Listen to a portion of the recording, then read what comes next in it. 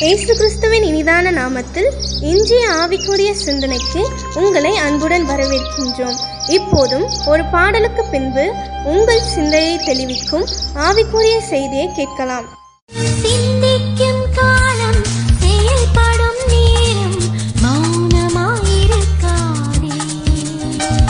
இது சிந்திக்கும் காலம், செயல்படும் நேரம், மௌனமாயிருக்காதே. மௌனமாயிருக்காதே, நீ மௌனமாயிருக்காதே. இது சிந்திக்கும் காலம், செயல்படும் நேரம், மௌனமாயிருக்காதே. ஆண்டவர் இரட்சகருமாக இயேசுவின் இனிதான நாமத்தினால் உங்களை வாழ்த்துகிறேன். நம்முடைய ஆவிக்குரிய சிந்தனைக்காக மத்தேயு எழுதின சுவிசேஷம் 25ஆம் அதிகாரம் 15ஆம் வசனத்தை நான் வாசிக்கிறேன். அவன் அவனுடைய திறமைக்கு தக்கதாக ஒருவனிடத்தில் 5 தாலந்தும், ஒருவனிடத்தில் 2 தாலந்தும், ஒருவனிடத்தில் 1 தாலந்துமாக கொடுத்து உடனே பிரயாணப்பட்டு போனான். இயேசு இதில் ஒரு உவமையை சொல்லுகிறார். ஒரு எஜமான் தூரதேசமாய் புறப்பட்டு போவதற்கு முன்பாக தன்னுடைய வேலைக்காரர்களை கூப்பிட்டு ஒவ்வொருவருக்கும் தாளந்துகளை கொடுக்கிறார். ஒருவனுக்கு 5, இன்னொரு 2, இன்னொருத்தருக்கு 1, யாருக்கும் கொடுக்காமல் இல்லை. போய்விட்டார். ஆனால் என்ன செய்ய வேண்டும்? இந்த தாளந்துகளை என்ன செய்கிறார்கள் என்று சொல்லி பார்த்து கொடுத்து விட்டு போய்விட்டார். ஆனால் என்ன செய்ய வேண்டுமானால் அதை இரட்டிப்பாக மாற்ற வேண்டும் என்பதுதான் எஜமானுடைய விருப்பம். வெகு நாட்களுக்கு பிறகு, காலங்களுக்கு பிறகு திரும்பி வரும்பொழுது கணக்கு கேட்கிறார். அப்பொழுது 5 வாங்கணும், அதை 10 மல்டிப்ளை பண்ணேன், அதை அப்படியே டபுள் ஆக்கிட்டேன்னு சொல்லி பார்க்கும்போது தட்டி கொடுத்து, உத்தமும் உண்மையான ஊழியக்காரன் சொல்லி நீ கொடுத்ததுல உண்மையா இருந்தா உனக்கு நிறைய பொறுப்புகளை கொடுக்கறேன்னு கொடுத்து எஜமானுடைய சந்தோஷத்துக்குள்ள பிரவேசிக்க வைக்கிறாரு.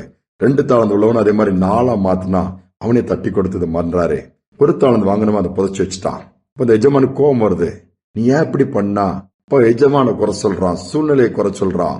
எஜமான் அதை எடுத்து அதிகமான தாளந்து கொடுத்தவன்ட்ட கொடுத்துருந்தாரு. இவனை இருளும் பற்கடிப்புள்ள இடத்துல போட்டு சோம்பேறியும் ஒன்னுக்கு உதவாத ஊழியக்காரன் சொல்லி தட்டி தண்டனை கொடுக்கிறாரு. இன்னைக்கு நம்முடைய வாழ்க்கையில் ஆண்டவர் ஒவ்வொருவருக்கும் தாளந்துகளை கொடுத்திருக்கிறாரு. அதை மல்டிப்ளை பண்றோமா, அதை ரெட்டிப்பாய் மாற்ற வேண்டும் என்கிறது நம்முடைய எஜமானாகிய இயேசுவினுடைய விருப்பம். கொஞ்சம் யோசித்து பார்ப்போமே. ஒரு அருமையான எஜமான் 3 வேலைக்காரங்களை கூப்பிட்டு ஒவ்வொரு கையிலும் ஒரு மூட்டை நெல் மூட்டையை கொடுத்துட்டு இங்க என்ன செய்யறாருன்னு பார்க்கலான்னு அவர் காத்துட்டு இருக்கிறாரு. ஒருத்தர் அந்த மூட்டை எடுத்துட்டு போய் பார்த்துதான் நெல் இருக்க ரொம்ப சந்தோஷப்பட்டு நேரா ரைஸ் மில் கொண்டு போய் அரிசி எடுத்து கொஞ்சம் நல்லா சாப்பிட்டு தீத்துட்டான். இன்னொரு என்ன பண்ணா, அந்த மூட்டையை அப்படியே போட்டான் கடக்கட்டுன்னு சொல்லிட்டு. இன்னொரு அதை எடுத்துட்டு போய் என்ன பண்ணான்னா வயல்ல போய் விதைக்கிறான்.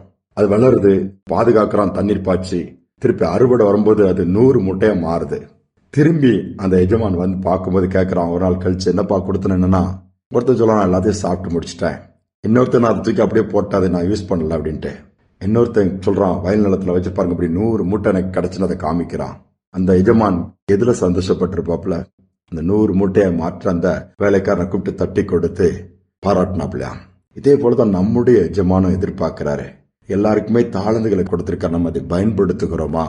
சிலர் நல்லா பேசக்கூடிய, நல்லா ஜெபிக்கக்கூடிய, பாடக்கூடிய, உதவி செய்யக்கூடிய பல விதத்துல இருக்குது. எல்லோருக்குமே தாளந்துகள் கொடுக்கப்பட்டிருக்குது.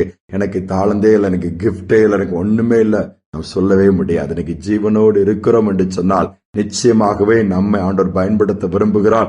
நம்மிடத்திலிருந்து நன்மைகள் உண்டாகும். அதுதான் ஆண்டவருடைய சிருஷ்டிப்பு, அவருடைய திட்டமும் அதுதான். என்னிடத்திலிருந்து என்ன நன்மை உண்டாக போது? நீங்கள் உங்களை அற்பமா என்ன வேண்டாம், மட்டுப்படுத்த வேண்டாம்.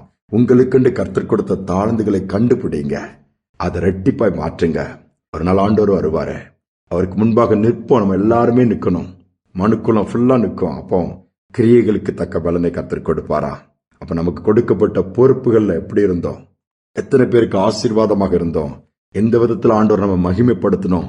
எல்லாம் நமக்கு முன்பாக கொண்டு வரப்படும். அதுக்கு தக்கதான் பலன் உண்டு. அதை நம்ம யாரும் இழந்து விடக்கூடாது. அதனால ஒருவேளை ஊழியம் செய்கிறவர்கள், நன்மை செய்கிறவர்கள் சோர்ந்து போய் உட்கார்ந்தால் இன்றிலிருந்து மீண்டுமாய் செய்ய தொடங்குங்க. மற்றவங்க அப்படி பேசுறாங்க, இப்படி, அதை கவனிக்க காதிலே வாங்கி கொள்ள வேண்டாம். என் ஆண்டவர் என்ன சொல்லுகிறார்? என் ஆண்டவர் என்ன எதிர்பார்க்கிறார்? என் ஆண்டவருடைய விருப்பம் என்ன? எதற்காக இன்னும் என்னை உயிரோடு வைத்திருக்கிறார் அந்த பூமியில? அந்த நோக்கத்தை பாருங்க, அந்த திட்டத்தை பாருங்க, செயல்பட்டு பாருங்க. நிச்சயமாக பிரதிபலன் உண்டு. ஜெபிப்போம். அன்பின் தகப்பனே, எங்களுக்கு தாளந்துகளை கொடுத்திருக்க அதற்காக ஸ்தோத்திரம். நாங்கள் அதை மண்ணில் புதைத்து வைத்து விடாதபடி, அதை பயன்படுத்தாதபடி அல்லது வீணாக்கி விடாதபடி பொறுப்போடு நீர் ஒரு நாள் வரும்பொழுது கணக்கு கேட்பீரப்பா.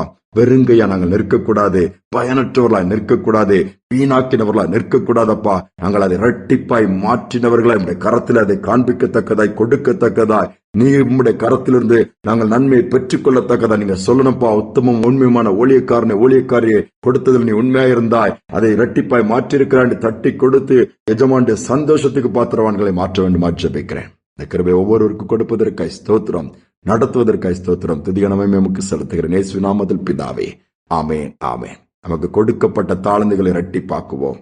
இரட்டத்தனையான சந்தோஷத்தையும் ஆசீர்வாதத்தை கர்த்தர் நமக்கு திரும்ப கொடுப்பார். சிந்தனையோடு இந்த நாளை தொடர்வோம். மீண்டுமாய் நாளை தினம் சந்திப்போம்.